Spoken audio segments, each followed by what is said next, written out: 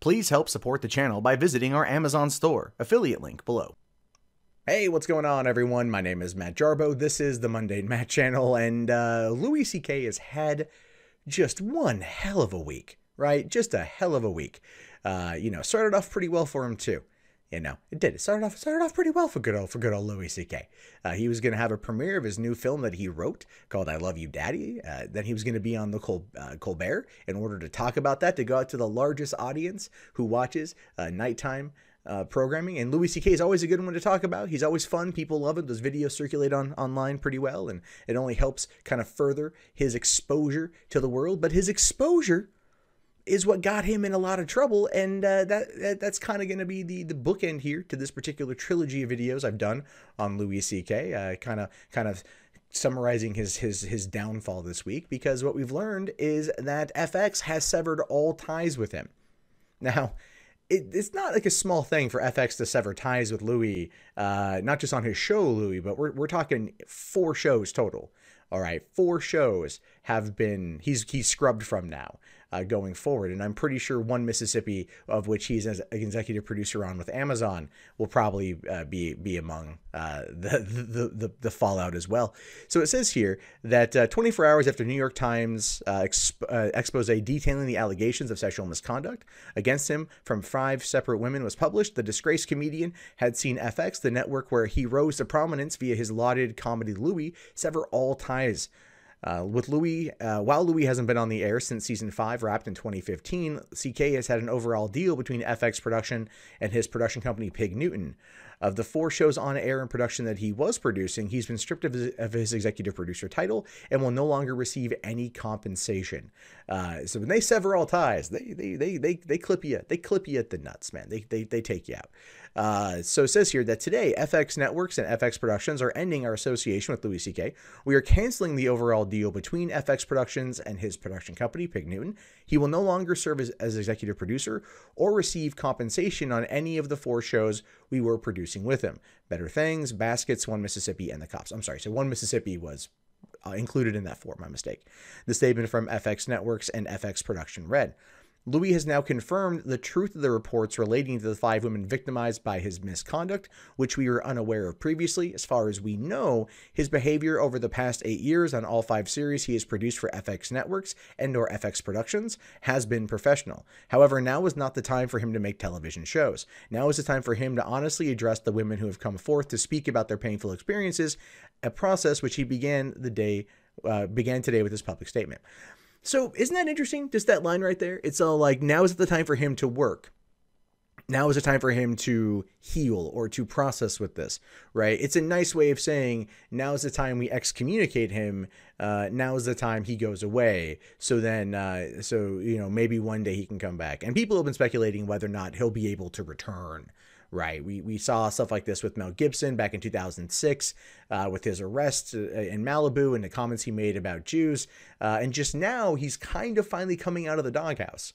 Right. It took, a decade in order for him to get to that point, with help from people like Robert Downey Jr., who feel very indebted to Mel Gibson and understand the process of making mistakes and then trying to come back from it. But gone are the days of celebrities being ousted from Hollywood for rampant drug abuse. Gone are the days of Hollywood, celebrities being excommunicated for anti-Semitic comments necessarily. And not those will still be around. But now we're in the era of celebrities being excommunicated for what Louis C.K. did. But the thing is, though, too, is this is the question. This is the thing. It says here that, like, in some of the reports, it says that he asked for permission. Right now, I don't know how much of that he got in permission. The one woman who he was working with on the pilot that he'd asked to do it in front of, she had turned him down. Therefore, nothing happened. You had the production assistant on the one show, the Chris Rock show, who said she agreed to watch him do it. And then you also had the 2 women in Aspen who, that's the murky one. I don't know how much of that is like he asked if he could and they said yay or nay. We actually have not gotten confirmation on that. And I don't even believe that the New York Times story gave confirmation on that. I could be wrong. I might have misread it, but if I recall, I don't really think that it did.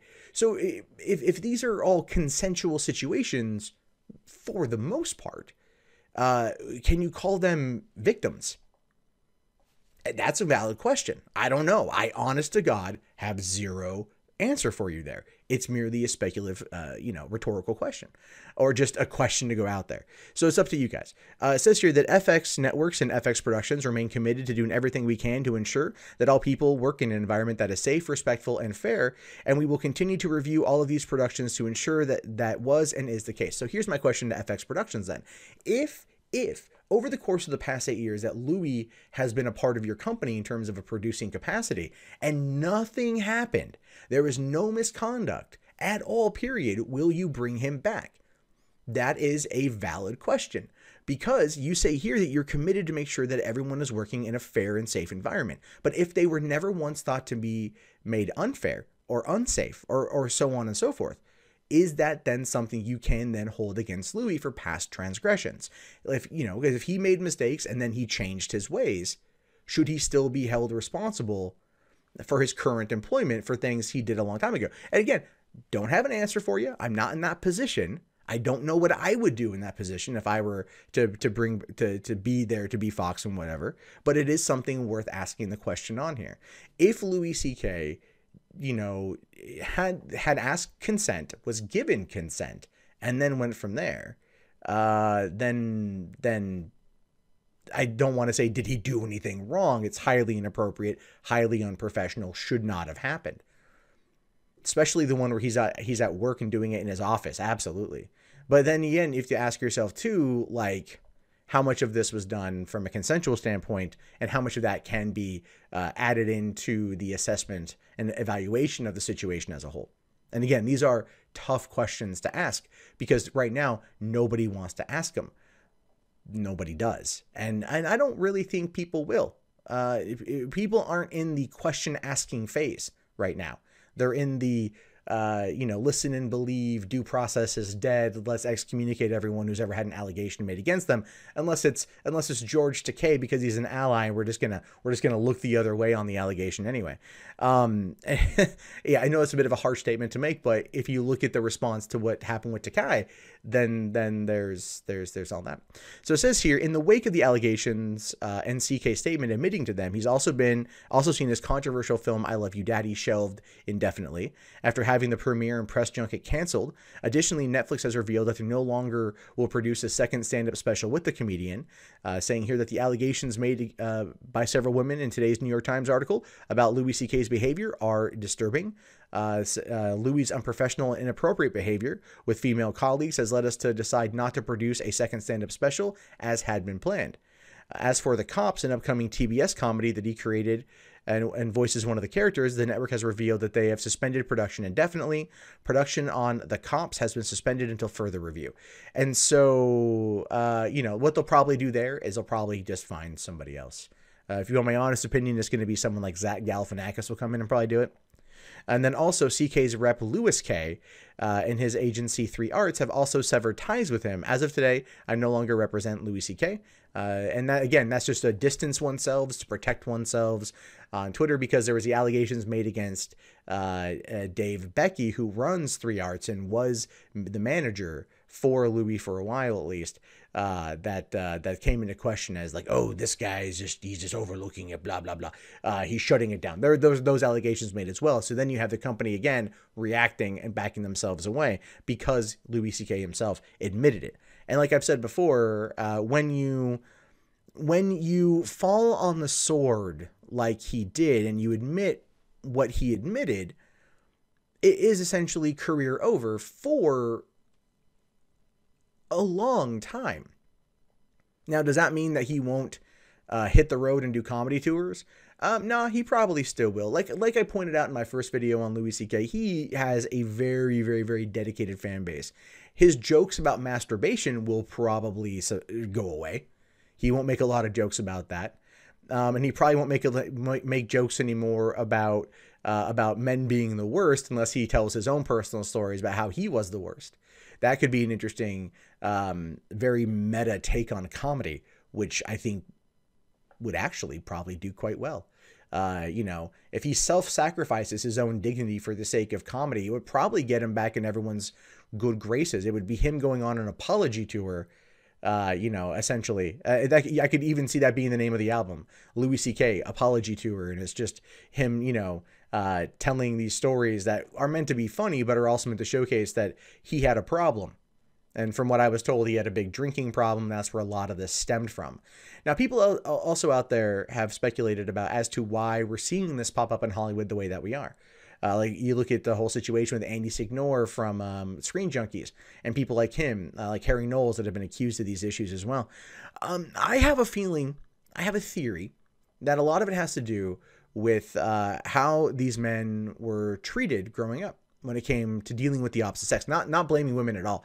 I mean, like their perception of what it was to be a chick magnet. What we saw movies, we saw TV shows where like the alpha jock bro gets the woman, or in cases like Revenge of the Nerds, it's the opposite, where the nerd gets the hot cheerleader, and that could have set some maybe unrealistic expectations.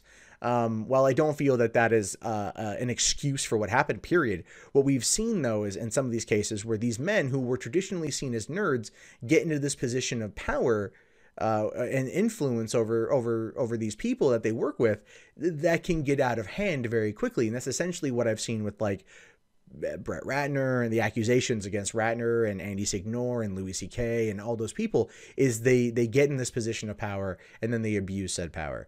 And that goes back to the old adage of, you know, absolute power corrupts absolutely.